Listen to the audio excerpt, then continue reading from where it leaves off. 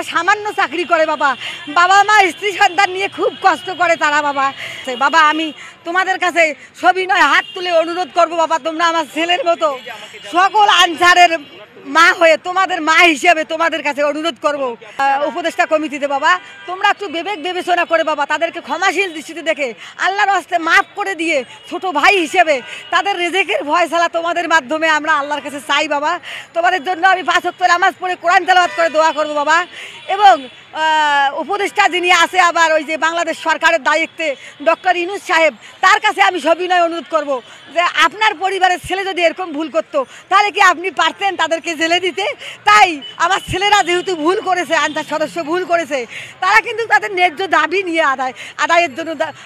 দাবি করছিল, তারা কিন্তু অন্য কোনো ভুল কথা বলেনি বা তারা কোনো অন্যায়ও করেনি। তাই তারা তো জেলখানার ভিতর থেকে কোনো অন্যায় বা ভালো কিছুই বলতে পারতেছে না, তো শুধু তারা দেখতে গেলে আত্মীয় স্বজনের কান্না করে। বাংলাদেশের একজন প্রধান উপদেষ্টা সবাই আপনাকে সম্মান করে এই চেয়ারে বসিয়েছে, তাই আমি সকল আনসারের পক্ষ থেকে আমি মা হিসেবে ছাত্রদেরকে সবিনয় অনুরোধ করবো বাবা, তোমরা আল্লাহর হস্তে তোমাদের হাতে পায়ে ধরে বলতেছি বাবা, তোমরা ক্ষমাশীল দৃষ্টিতে দেখে আনসারদের ক্ষমা করে দিয়ে 400 আনসার যে আছে কেরানীগঞ্জ জেলখানায় তাদেরকে ছোট ভাইয়ের মতো এক মায়ের পেটে বাবা, এক মায়ের পেটে থাকলেই শুধু ভাই হওয়া যায় না, জন্মের থেকে ধর্ম বড়। আমি তোমাদেরকে ছাত্রদেরকে মা হিসেবে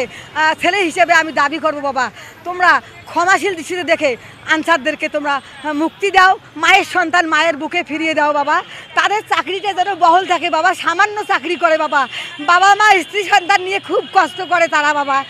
তাদের দৃষ্টিতে একটু বিবেচনা করে তাদের ফ্যামিলি বিবেচনা করে বাবা, তোমরা তাদেরকে মাফ করে দিয়ে ক্ষমা করে দিয়ে তাদের জামিনের ব্যবস্থা করো বাবা অতি তাড়াতাড়ি বাবা। 18 দিন তারা কষ্ট করতেছে বাবা,